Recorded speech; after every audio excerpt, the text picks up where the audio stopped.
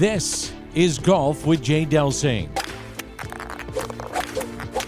A two-time college All-American at UCLA. A participant in nearly 700 PGA Tour events. 7 professional wins to his credit. Over 30 years of professional golf experience. A member of the St. Louis Sports Hall of Fame. This is Golf with Jay Delsing. Good morning, this is Golf with Jay Delsing. I'm your host, Jay. I'm sitting down this morning with Mark McGwire. Mark, thanks so much for joining me this morning. Yeah, you're welcome. Thanks for asking me to be on the show. Oh my gosh, I look back, I can vividly remember the home run chase of 98. Your accomplishments go on and on, but let's go back because this is kind of a special time. I know you just had your second son drafted in Major League Baseball. Talk a little bit about that if you like, and what is it like to be drafted in MLB? Well, I mean, obviously it's a dream come true. I mean, go back, first of all, to start with me, it's like, drafted in 1981 out of high school as a pitcher by the Montreal Expos. And they offered me in the 8th round a grand total of $8,500. and at the time I had a scholarship at the USC.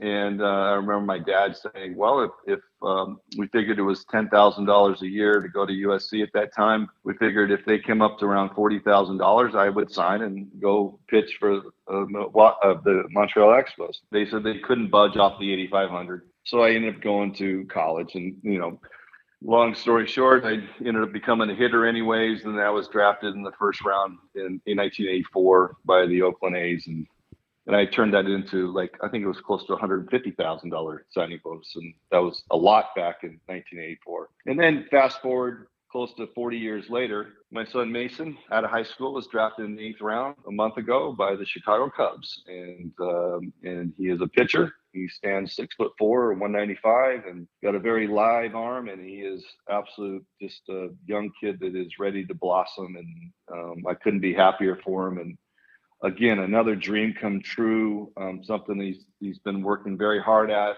ever since I got back into the game and coaching back in 2010. Both my boys, Max, who's 19, who's going to be entering the University of San Diego. He just transferred from Oklahoma this last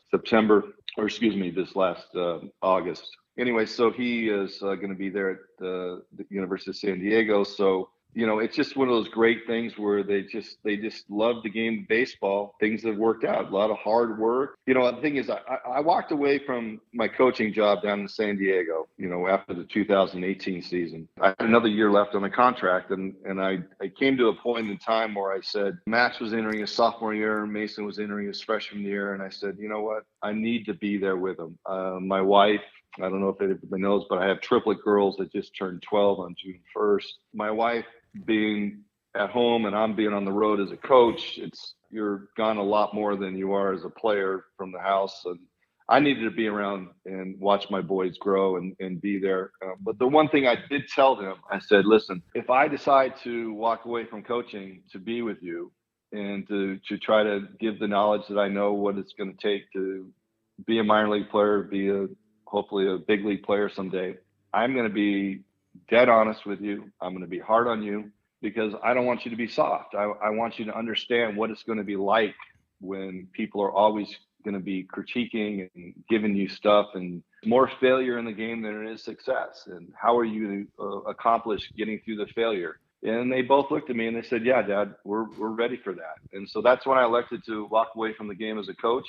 For the last 3 summers or more, we were traveling the country doing all these showcases and tournaments in Florida and Georgia, Arizona, Texas. It's just like we were all over the place, Alabama. And it was eye-opening for me as a father. And I love baseball. And believe me, I really love going and watching these things, because the great things about amateur baseball today is all these Perfect Game and Baseball Factory and all this stuff. They put all these tournaments on and all these showcases. You get to see all the talent across the country, where way back in the day, we never knew of any of it. The only time we ever saw any talent across the country is if we played against them in college, basically, or in the minor leagues. It was a good eye-opening experience for my boys and myself to really see what they were up against.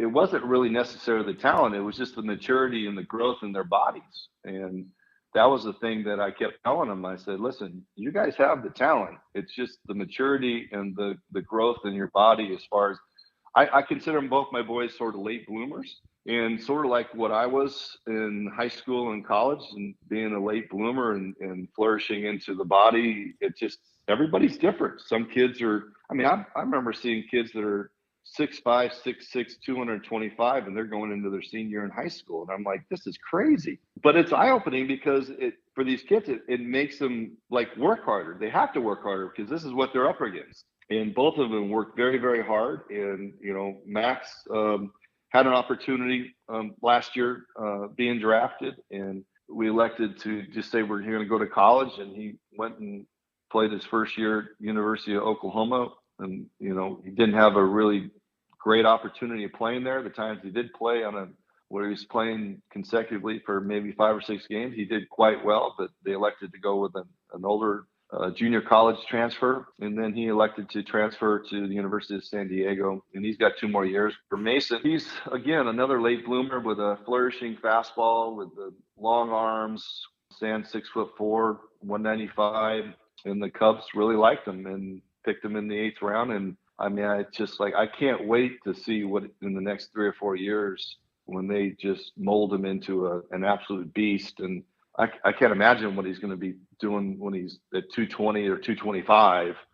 And who knows if he's going to be growing any more than 6'4". He could be 6'5", 6'6". So for them to watch them go through this, and all the hard work and all the me getting on them quite a few times about things and not letting things slide, you know, I'm one of those guys that I look at the little things, and the little things with me are the ones that make the big problems. If you don't start closing the hole or the gap with the little things, those little things are going to be huge. And so the small little detail stuff I'm really big on, and those were the things that I really emphasized with them as far as their baseball, way they play baseball, way they go after baseball, how they treat players, how they treat coaches, just these little things that just to me are huge. It's so satisfying as a parent, and I know Mason is extremely, extremely happy is what's going on. He's been down there in the Mesa Scottsdale area for about a month now, getting used to the system and getting ready for instructional league. And then Max is getting ready to go start his sophomore year at San Diego and comes 1st of September. Mark, I can't imagine the value of your experiences and being able to relay that even to your daughters as you go through life. Being a big leaguer, your dreams can come true. You're walking, talking example of that. That is so cool to be able to say that as a parent, isn't it? It really is. I also know that it's a lot harder today too, because of what these kids have to deal with as far as their expectations via the social media. And as far as I know, my kids today, especially my girls, and I think maybe my oldest one might be on social media today, but I'm not too sure about Mason. But just the expectations and what the social media does, and how people say things via writing through a phone rather than saying it to your face. But the reality is, it's very satisfying to watch them flourish in what they want to do. And being as a parent, being there and trying to give them advice, which we all know as parents, that's what we can. We can give them advice because we're giving them advice of things that maybe have worked or maybe hasn't worked for us as we grew up into being a parent. God knows that we've all made mistakes, but we've all learned from them. And that's what we do. We pass on our knowledge to these kids. And that's what I do as far as baseball too. I mean, I'm just real. I'm real to my kids about the baseball stuff. And I'm like, this isn't good enough.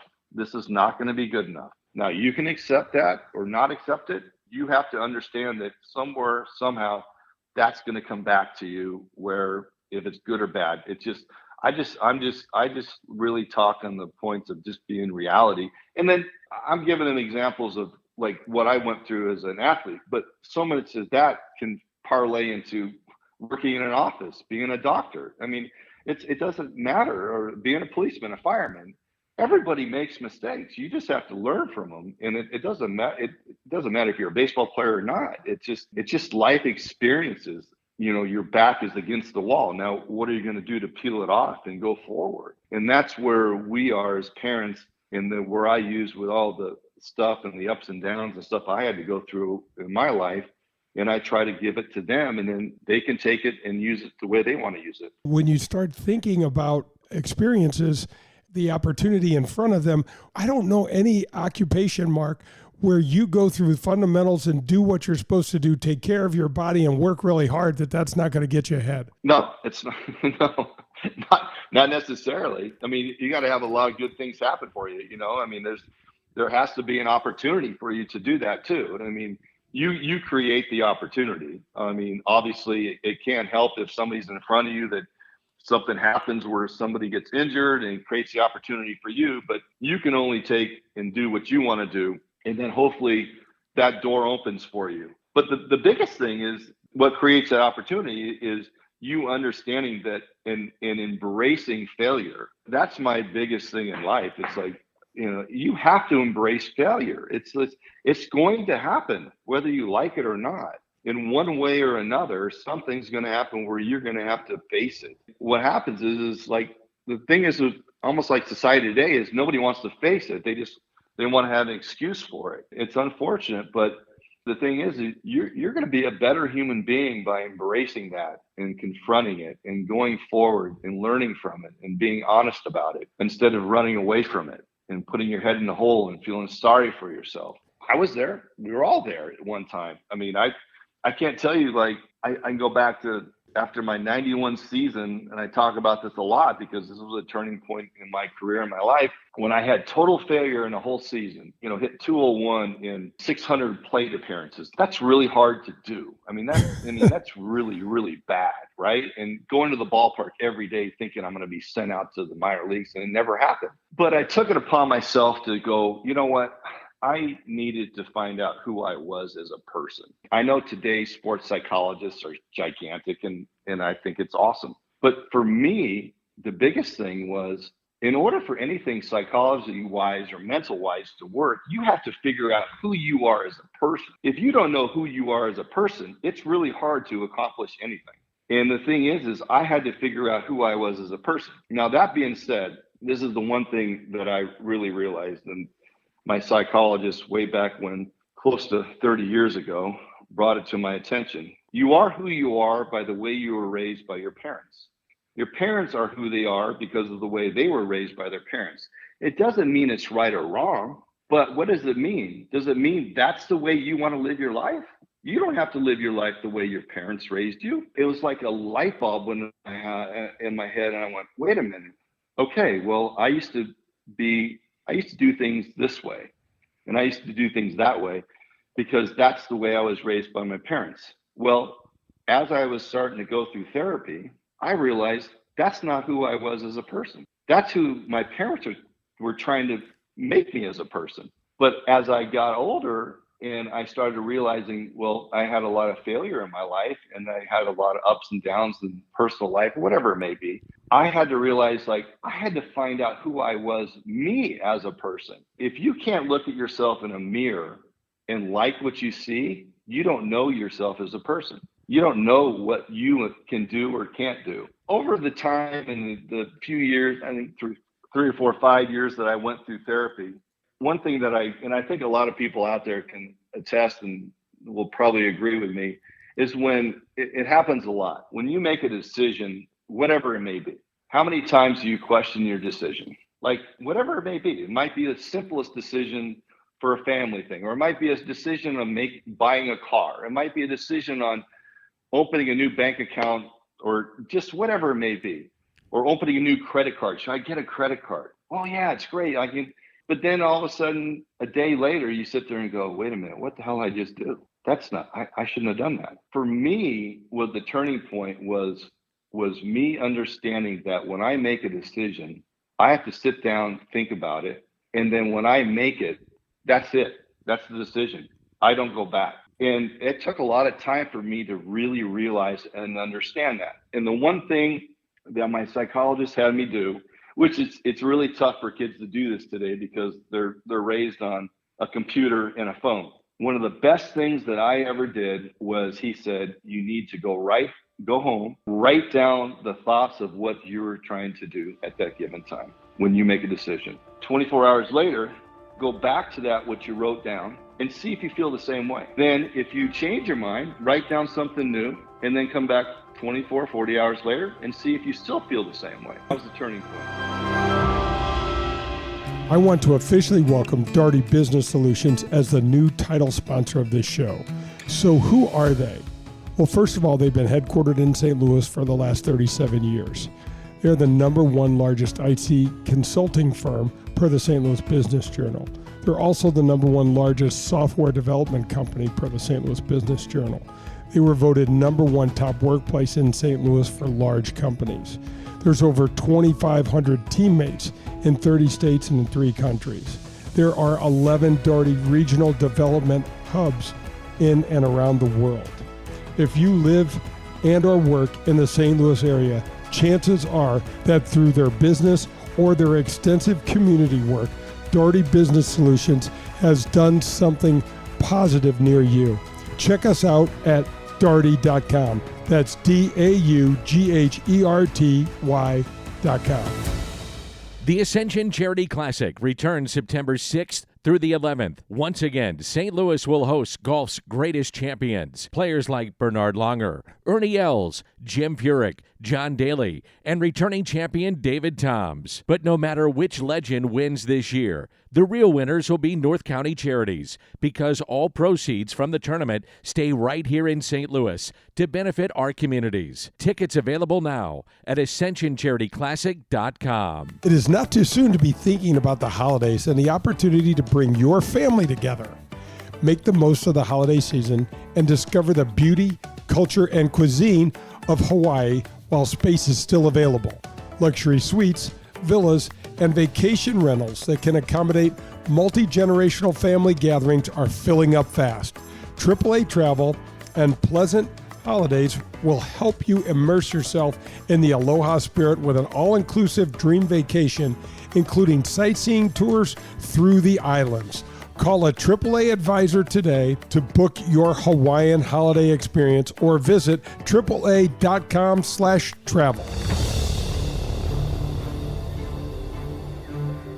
Good morning, this is Golf with Jay Delsing, and I am with John DePriest this morning for the Gateway Section Spotlight. John, good morning. Good morning, Jay. How are you? Oh, man, I'm doing great, thanks. Hey, thanks so much for joining us. I know you've been on the Spotlight before. You continue to do such noteworthy stuff, but talk a little bit about what's going on with PGA Hope, and I know how much you love the veterans and how you're associating golf with our veterans. Well, Jay, we try to use PGA Hope as kind of a introduction to the veterans who have never played golf before or are in need of something to get them out of the house and provide some interpersonal skills with some of their fellow veterans. We have folks at PTSD and long-term veterans, Vietnam, Korea, the Afghanistan, that when they came back from service, they were kind of lost. They didn't really know what they wanted to do. They weren't capable of playing, some other sports, and golf kind of gave them an outlet to get out and interact with people and kind of get back into mainstream. It's unbelievable how, if you look back at the history of the way the veterans were treated, especially going back as far as the Vietnam conflict, it's just ridiculous. Yeah, one of the things that's the beauty of this program is it's probably as helpful for me as it is for them. I've gotten to know a few of them, a few of the Vietnam era veterans, and it's so true. That they were just kind of the lost group. In 2018, we had the President's Cup was out at Whitmore Country Club, and I was fortunate enough to captain one of the teams, and I had 3 guys with me from down at Jefferson Barracks, and we had a great time. But Brian Main had arranged so many nice things for these veterans, and probably the most emotional one for them and for me was when we got to the last hole. He had all the kids in his junior programs with flags asking these veterans for their autograph. Amazing, the emotional reaction to these guys. That they felt like they were important. They felt like people were glad they were there and honored for what they did. So it was a great thing. Brian Main does a great job. He sure does. And you know what's interesting is getting these heroes back into society is not easy because they've sacrificed so much, and so many have dealt with such trauma. And it's unbelievable how cool golf is for them when some of them have never played before. Oh, that is so true. And I think some of them just never had the access to a golf course. They never had other family members that participated or played. And through the work we've done at PJ Hope at some of the local areas, I was at St. Vincent's Center with Sam Gilliland and Brian Main this past winter. They have to go through the 6-week training program in order to be able to play. And at that point, Mark Marcuzzo down at the Arlington Greens they have a Veterans League, the Arlington Greens Veterans Golf Association on Thursdays, and they have to complete our classes to be eligible to play. And it's grown from probably 6 guys to somewhere close to 100 over the years, and it's pretty amazing to see them all out there and the camaraderie that they have. They've met new friends. They've realized this is something that they can do, and it's just wonderful to watch them. You just recently played a little marathon to raise money for PGA Hope, didn't you? Yes, I did. This is the 15th year I've done it, and getting a little harder as I get older. But it was, we did it July 2nd, the 4th of July weekend. I played 108 holes in one day. We raised a little over $12,000 in that period, so it was definitely well worth my time. I know that's things that Allie Wells and Fernando can use to the PGA Hope and Gateway PGA Association to enable them to provide more programs. And that's what it's all about, is getting more of those veterans back into mainstream and back into feeling like they're appreciated. The motto, freedom isn't free, is so true when you look at these men and women and so much of their sacrifice. Tell us a little bit about the event you have coming up October 10th. I know Sunset Hills Country Club over in Edwardsville has been a great supporter of what you're doing. Yeah, the members here have been so supportive of the things that I've come up with. Some of them have been kind of off the wall, and they just support it no matter what we come up with. But our event this year is called the Ground Pounder Scramble. It's ground pounder meaning the foot soldiers basically throughout the years that have gone to foreign land to protect our freedom. But it benefits not only PJ Hope but also the Heart of a Lion Foundation, which is Purple Heart recipient Major Ed Polito and John Daly. That's their foundation that they started. My wife Tracy and I have been fortunate that we have become kind of founding members of their committee, and we're doing our best to assist them in getting their foot on the ground and doing some wonderful things. Their pillars at Heart of a Lion include not only veterans but first responders. They support St. Jude's, and they support the Boys and Girls Clubs of America. So 4 great pillars for them to need assistance with. Keep up the great work. Keep doing what you're doing for the game, growing the game for our well-deserved veterans. And thanks so much for joining me today. Oh, it's my pleasure, Jay. And if anybody has any questions, tell them please give me a call. We've got some room left for some teams, and it's an amazing experience. We have the SIU Edwardsville color guard here that presents the colors. The Edwardsville High School chorus sings the national anthem, and we have a lot of our veterans that just come and hang out all day. So it's pretty cool to get to see these guys and talk to them a little bit. And what number, John? Club number is area code 618-656-8088. That's awesome. Thank you so much. Jay, thank you for your time today. I appreciate it. I am proud to welcome the Gateway section of the PGA back to my show. Whether you're pulling into your favorite driving range, public golf course, or country club, there is an excellent chance that the staff there is part of the over 300 men and women PGA professionals at over 100 facilities that make up our Gateway section. I grew up watching so many of these fine men and women getting to the golf course at dawn, leaving at dusk, spending their entire day running events, giving lessons, and growing playing this great game. PGA Reach, Drive, Chip, and Putt, PGA Hope, and the fantastic PGA Junior League are a few of the examples of the programs run by these same PGA professionals. Go to gatewaypga.org to learn more, or to find your next PGA professional for your next lesson, go to pga.com. The Gateway PGA, growing the game we love. Powers Insurance is a family-owned agency right here in St. Louis that specializes in providing personalized coverage for the client who has a lot going on. At Powers, they understand that you and your life do not fit in a simple box. So guess what? Neither should your insurance coverage. Go to powersinsurance.com or call 314-725-1414 and ask for Tim Davis. That's powersinsurance.com. Folks, do you need a new car, truck, or SUV? Then the Dean team of Kirkwood is the place for you to go. 314-966-0303 and go see Colin Byrne. He just got me into a new SUV and I love it. Boy, did they make the experience painless and super, super easy. Most dealers don't have any cars in their lots, but at Dean team of Kirkwood, Colin has an entire parking lot full of new and used cars. You don't want a VW? That's no problem. They have Audis, BMWs, Mercedes, anything you want. Colin and the Dean team of Kirkwood will go get it if they don't have it. Call them at 314-966-0303 or go to DeanTeamVWKirkwood.com.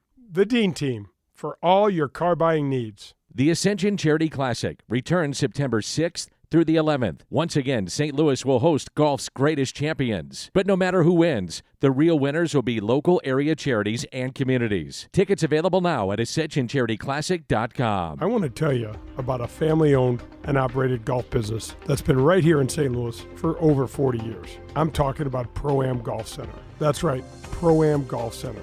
I know you know the name, but I'm not sure you know what they really have to offer. They have everything a seasoned golfer like myself could need, all the way down to what a beginner would want. Pro-Am Golf Center has the lowest price in the area for custom club fitting. I just went and visited CJ. He is terrific. If you call them now, mention my name, Jay Delsing, you will receive a discount on that already low club fitting price. Their number is 314-647-8054. Ask for CJ, or you can visit them at ProAmGolfUSA.com. That's ProAmGolfUSA.com. This is Golf with Jay Delsing. The Front Nine is presented by the Ascension Charity Classic, September 5th through the 11th at Norwood Hills Country Club. For tickets, AscensionCharityClassic.com. You know, Mark, you're talking about life-changing stuff when you realize that you have the choice to make a different decision in your life. I can remember that for myself as well, where I've kind of felt like I was remote controlling. My parents were still controlling me, and I was in my 20s. And I'm like, wait a second, this doesn't even feel like me. Thinking the same way. And that was the thing. And it's like, that was the turning point. When these things started happening, and I saw these things sort of change, it's not like it doesn't change overnight. Nothing ever changes overnight. It's a process, right? And when these processes started happening, I started becoming secure with me, who I was. I started becoming secure with decisions I made off the field, but more importantly, I was making better decisions on the field as a baseball player. And my mindset just went off it just went in the stratosphere. It's like the control of how I can control the way I was playing the game and the way I thought compared to my first 5 years of playing the game of baseball at the professional level. It's not even comparable. And it was all because of me finding out who I was as a person. And I know, and today there's a huge problem with mental health. And I totally on board with that. My thing is like mental health. Where does it start? How did it start? And to me, it all starts at the home. It all starts when how you were raised as a kid, how you can understand and how you can change it yourself and how you can feel good about those changes instead of understanding going, oh my gosh, questioning every move you make. That was the biggest thing for me in my life. And then that was really, it parlayed into what I was doing as an athlete. When I read and I see interviews and on TV or read things in the paper, on the internet, it's incredible how powerful the mind is. As soon as you understand that you are in total control of your mind, nobody else, and how it simplified the game, how it simplified my life. Now, don't get me wrong. I mean, I had a lot of ups and downs, but I learned how to handle them much better. And I felt good about what I did and what I said about whatever it may be. And it's just like, then I go back to like when we first started talking about my decision of leaving the Padres to be with my kids and to be honest with them and say, listen, I'm going to be dead honest with you. This is what's going to happen. Those are things that if I didn't do what I did back in 92, it was the winter of 91 going to 92 is when this all started. If I didn't do those things, I don't know if I could be the parent who I am today. I don't think I can be the person that I could be today. Talking about dealing with failure, when you're a professional golfer, one person gets to win and everything else is looked as a loss. You might have played well, but you didn't win. When you're playing in Major League Baseball, if you can fail less than 60% of the time, 65% of the time, you're going into the Hall of Fame. Right. And so you're dealing with twice as much failure as you are on a day in and day out basis. I just can't imagine the grind of the MLB, the length of the season, and then, one hit out of 3 at-bats is going to take you to the Hall of Fame. It's hard. At the same time that I was making a change in my life as far as seeing a psychologist, Tony La Russa changed hitting coaches.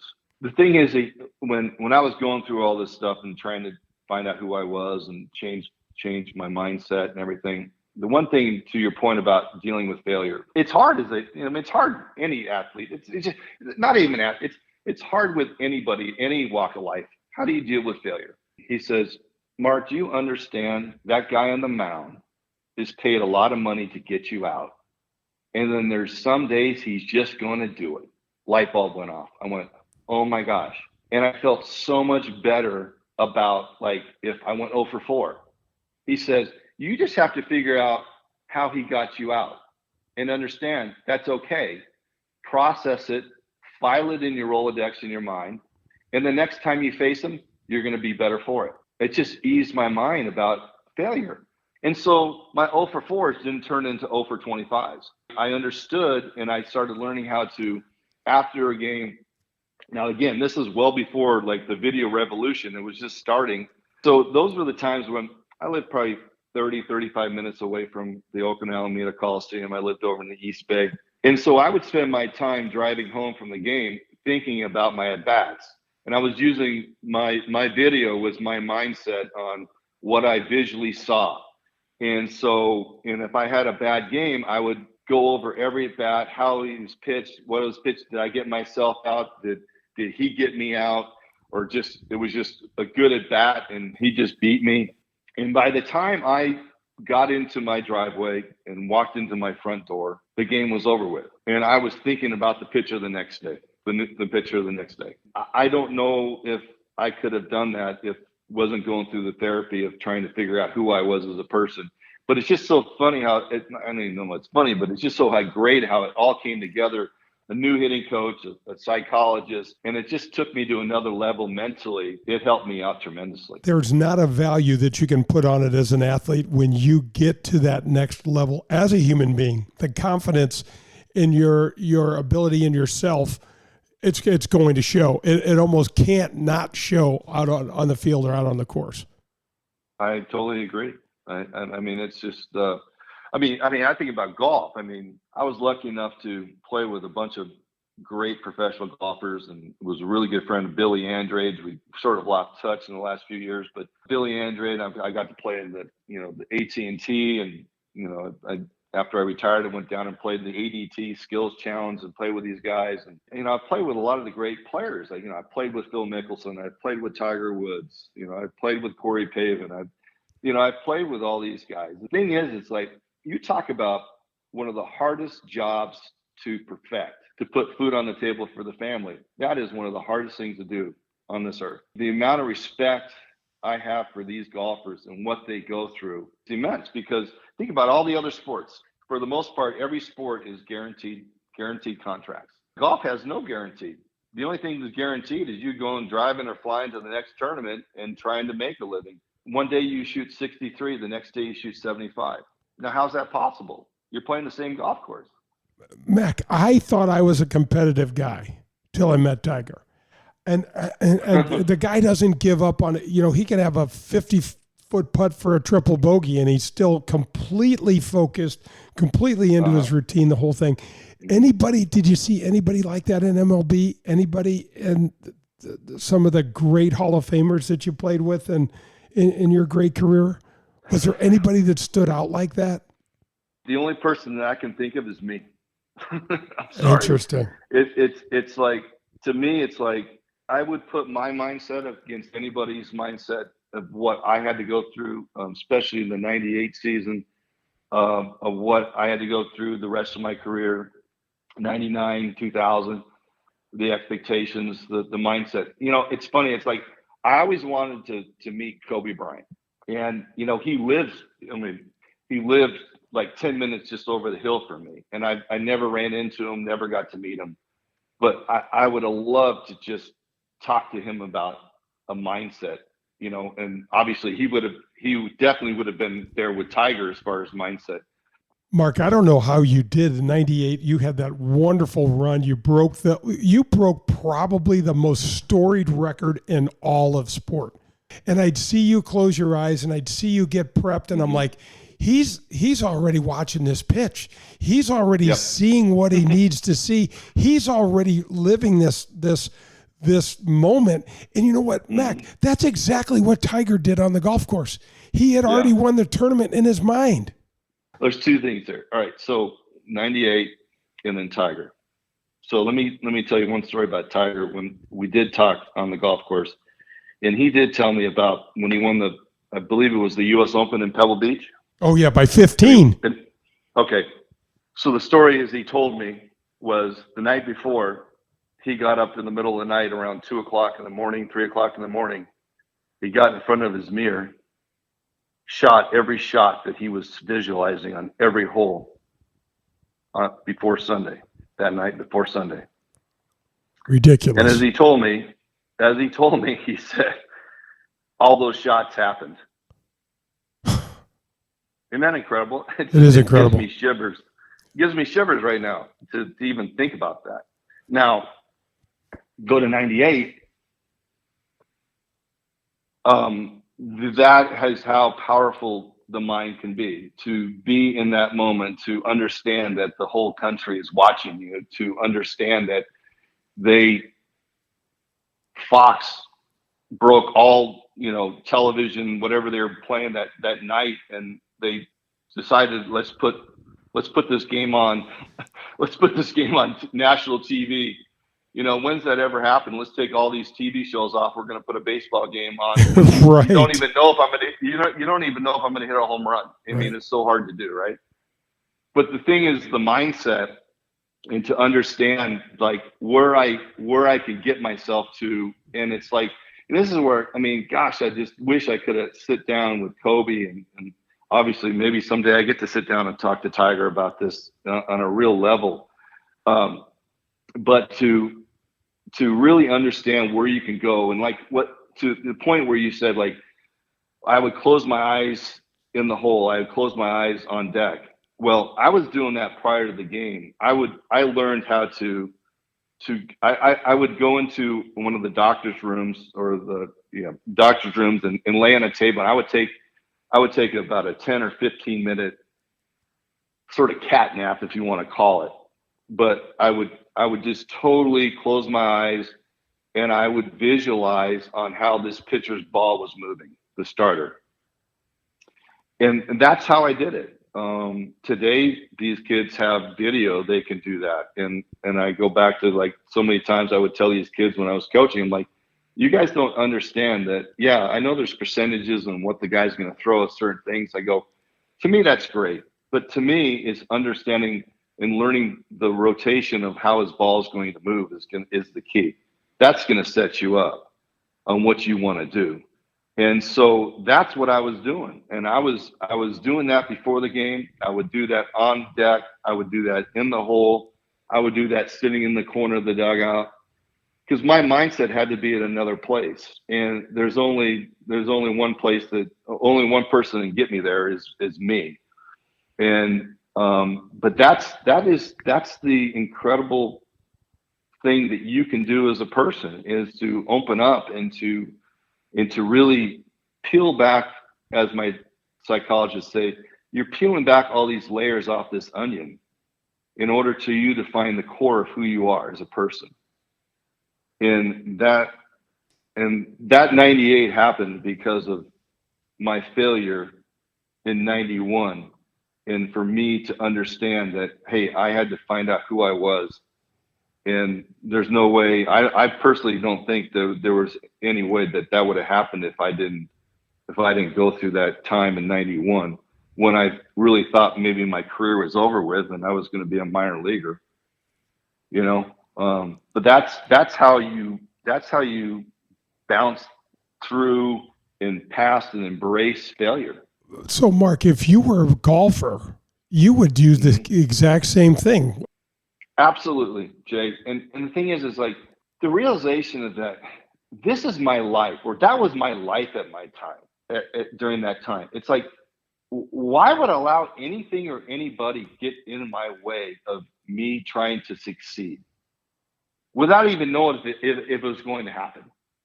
But I was doing everything in my power to have that possibility to happen. Just like Tiger was doing that, getting up in the middle of the morning, the day before the final round of the U.S. Open, and going and blowing everybody away. He visualized every shot. I was visualizing a pitcher's pitch and how the ball was being moved. I didn't have to think about my swing. My swing was, when you're playing that long, you don't have to think about your swing. To me, it's all about the pitcher's release point and how the ball's going to move, and if it's going to come in the location where you're going to hit. And that's really it. And it's like the power of the mind and what you can do and set the point. And listen, I did that every day.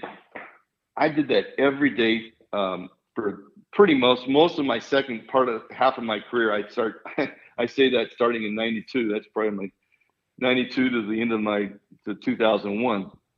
I did that pretty much every day. And it's like, why wouldn't I do that? And then when I was coaching, why wouldn't I pass that on to players today? Because it's like, listen, I wasn't the best player drafted in 1984. I wasn't the best player playing the game of baseball. Doesn't mean you have to be the best player to have the strongest mind. But how do you know that you can't possibly, how do you know that you might not someday be the best player in the game if your mind can get you there, if you're not allowing it to get you there? And that's one of the biggest things that when I was coaching, is like, how do you know you can't be great if you don't dip into that noodle between your ears? You know, and the first thing it starts is that you just start talking about it and start planting the seed, or as they say, start throwing the fishing line out there and starting to see if you get a bite on it. And again, this didn't happen overnight. This took time. This took effort.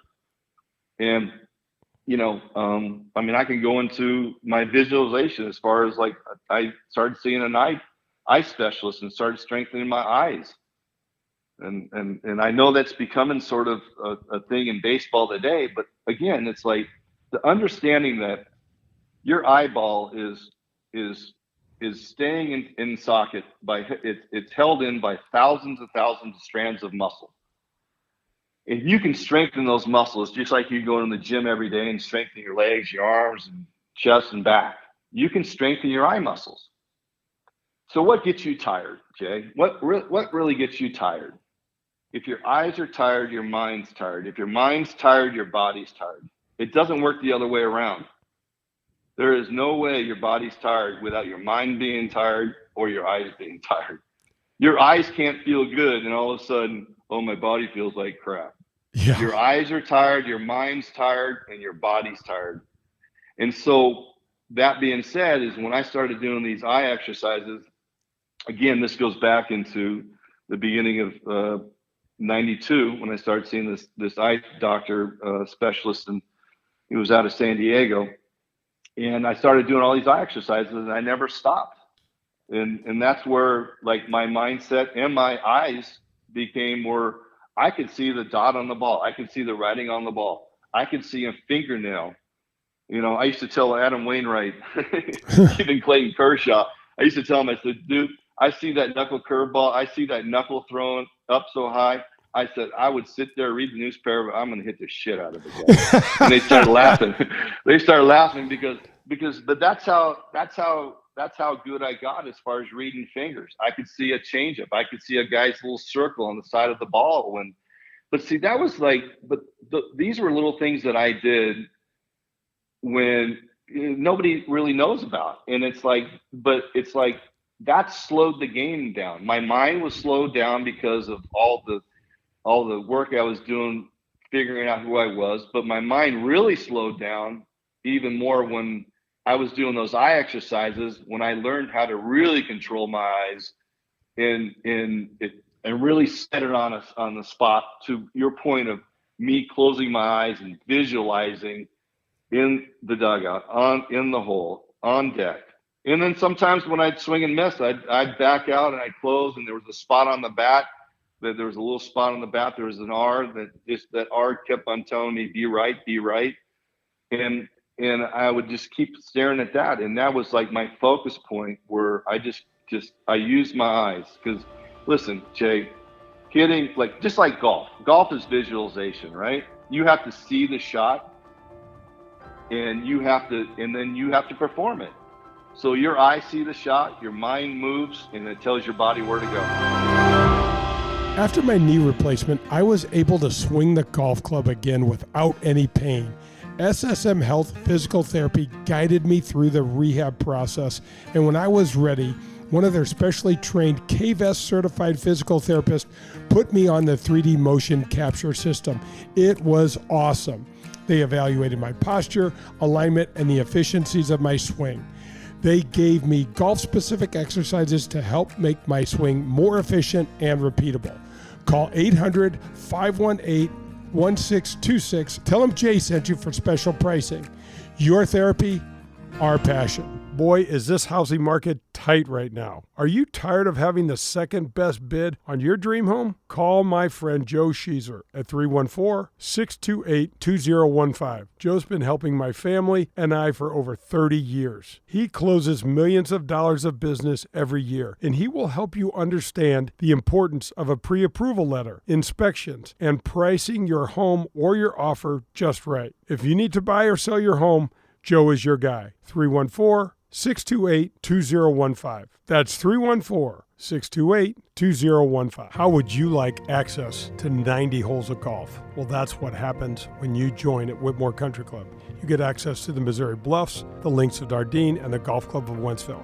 And guess what? No cart fees included in that deal. There's no food and beverage minimums. There's no assessments. They have a 24-hour fitness center, 2 large pool complexes, 3 tennis courts. Year-round social calendar includes holiday parties, picnics, date nights, live music. They even have a kids club for your children, and much, much more. There's junior golf, junior tennis, and swim teams available. This is a family-friendly atmosphere, and they have a wonderful staff. If you get out there, you got to poke your head in the golf shop and say hello to my friend Bummer. He is a terrific guy, and he will help you with your game and show you around. And don't forget, there are golf leagues, skins games, members tournaments, and couples events available all year round. Visit WhitmoreGolf.com. That's WhitmoreGolf.com.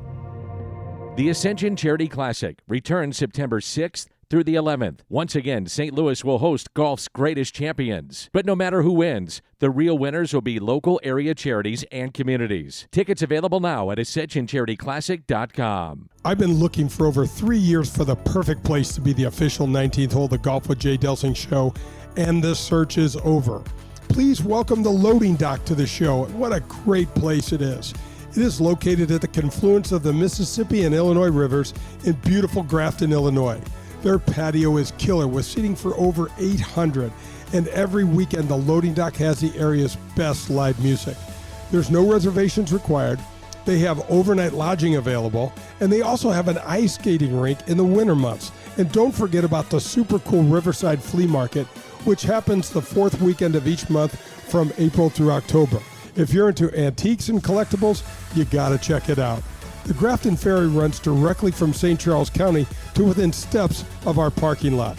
Go check out the loading dock and say hello to my buddy Peter Allen. He is a great guy, good golfer, and a lover of the game. Call 618-556-7951 or visit them on the web at graftonloadingdock.com for more information on their live music schedule, the Riverside Flea Market, and more. The Loading Dock, the new official 19th hole of the Golf with Jay Delsing show. So what's next for Mark McGwire? I know you're going to watch a hell of a lot of baseball coming up, but it's really exciting. Well, let's see. Well, I'm a soccer dad now. Two of my three girls play soccer. One plays on a club team and one plays AYSO. So like last weekend, I was at a tournament all weekend. This weekend, I'm going to be at another tournament. I'll be going back and forth to Arizona to visit my son. I'll be driving down the 5 freeway, going down to San Diego, visiting my other son when he starts playing games down there. So, in about, a few more weeks, I said, my wife and I are going to, I'm going to be the only male in the house. I'm going to be with 4 women.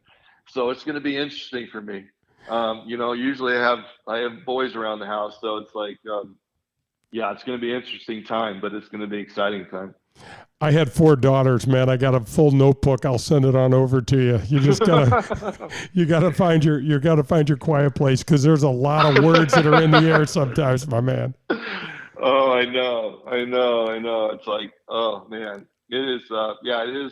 It is different, because I was raised in a household with 5 boys, and then I had, my son Matt, he's 34 going on 35, and then then Max and Mason, and then I have my wife wanted to get 1 more, and we got 3 more. So, and they're all girls. So that's awesome. I just want to wrap up with this, Mark. I noticed when you came back to St. Louis, you are so beloved here, and you came back, and there was to me, I watched you so much. There was a marked change in you as a man. There was something, and I don't know if it was maybe it's just the rigors of not having to play on a daily basis. But talk a little bit about that, and talk a little bit about the support in this crazy baseball town that we live in. Well, it's one of the key reasons why I elected to sign there after I was traded there in '97. I never felt the way, listen, I grew up in Oakland for 12 years, and, they had, for the most part, a pretty good fan base. Obviously, they're going through a tough time right now and trying to decide on what they're going to do with the stadium and if they're going to stay and whatever. And again, Oakland's a historical franchise too. But being from California and being traded to St. Louis and really not knowing much about St. Louis baseball, and going there and getting the reception I did that Friday night when I my first game there in Busch Stadium, and hitting a home run that night, and understanding, like, wait a minute, this doesn't happen. I don't understand what's going on here. It's like, really? This is the way a baseball player is supposed to feel?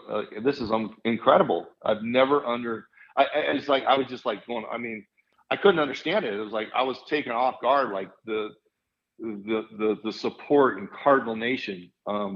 Being grown up in California, we weren't in tune to it. We're used to going to ball games and leaving the games early, to beat traffic, and people make their summer vacations and going down to downtown St. Louis to watch Cardinal games.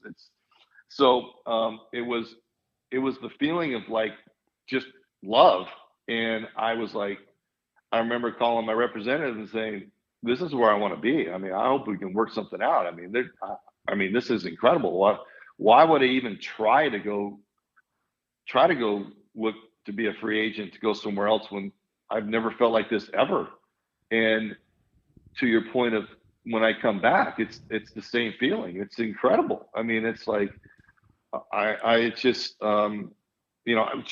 met my wife there. My wife's, born and raised across the river in Illinois, and Glen Carbon, and I took her out here to California, and her parents still live there, and her sister still lives over there in Edwardsville. And so, I mean, I mean, I couldn't be thankful for the time and what happened there, and just the feeling from the Cardinal Nation. It's just incredible. It's not going, it's only going to get better. It's just families, generations hand down the Cardinal Nation, and this is what they do. And, you know, you go all the way down through the South, and the people listening on the radio, KMOX, and you hear the stories of listening to Jack Buck and, you know, Mike Shannon and all those guys. It's just the stories just going all over the country. It's just like when I used to travel with my boys down to the South, and I would get stories from people coming up saying, "Oh my God, we're huge Cardinal fans and love listening to the games and watching games when you're playing and stuff." So just the love. And I mean, Walt Jocketty and the DeWitt family and all the owners, and I couldn't be thankful enough for them even making something work and for me to stay there. And, you know, I mean, I wish it was longer than 4 years. I mean, you know, unfortunately, I decided to walk away from it with all the injuries and just didn't want to deal with it. Could I have played longer? I know I could have played longer, but I just came to a point where I just felt like I just didn't want to go through all that anymore, and I walked away from it. Yeah, but the love has never left me. Never left at all. I think when you talk about the preparation and the things that you have today and shared with us, and I appreciate that so much, that is what people don't understand about the other side of the game, the mental side of the game, and golf and in baseball, and the prep and the demand is it's a huge ask. No, yeah. But it all comes from the mindset. But, you know, Jay, I can't go back enough to it. It goes back to finding out who you are as a person. It really does. And it's like, until you can find out who you are as a person and how you can deal with things on your own, and nobody else's opinion, nobody else is giving you any kind of anything, you in your own room, look in the mirror, understand, talk to yourself, figure out how you're going to accomplish this, good or bad, until you can get to that point. And when you get to that point, then you're going to know that's who you are. And I can't put enough emphasis on that. And it's not easy work. It's a lot of hard work. And it's like, look, there's a lot of hiccups during the way. I remember having hiccups. I know I keep going back. I remember having hiccups driving to my psychologist, going there and like, oh man, we have this one. But then hour later, I'm driving home feeling fantastic because he gave me something to work on.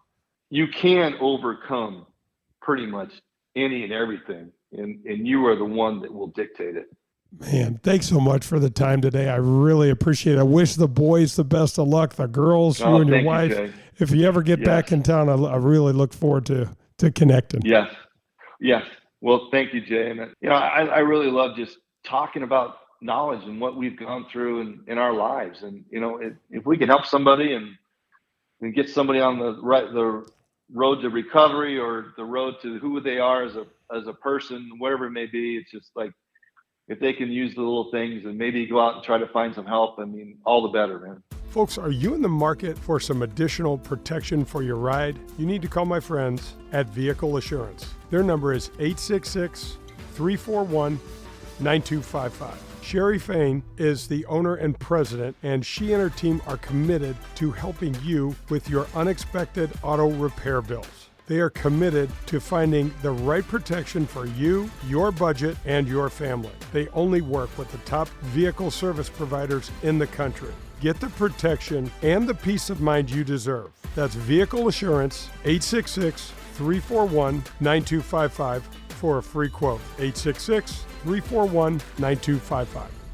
Hey, this is Jay Delsing for SSM Health Physical Therapy. Our golf program has the same screening techniques and technology as the pros on the PGA Tour use. SSM Health Physical Therapy has the Titleist Performance Institute trained physical therapists that can perform the TPI screening on you as well as use the K-Vest 3D motion capture system. Proper posture, alignment, etc. can help you keep your game right down the middle. We have 80 locations in the St. Louis area. Call 800-518-1626 or visit them on the web at ssmphysicaltherapy.com. Your therapy, our passion. You could save big when you bundle your home and auto with Progressive, but when we just come out and say it, it feels like it falls a bit flat. So we're going to sing it. We're singing words now. We'll even sing the business part. Save big when you bundle your home and auto with Progressive. Now that's a commercial you'll remember, even if you don't remember the bundle and save with Progressive part. We're singing that commercial. Progressive Casualty Insurance Company and affiliates. Discount not available in all states or situations. This is the end of the jingle. A jingle about insurance.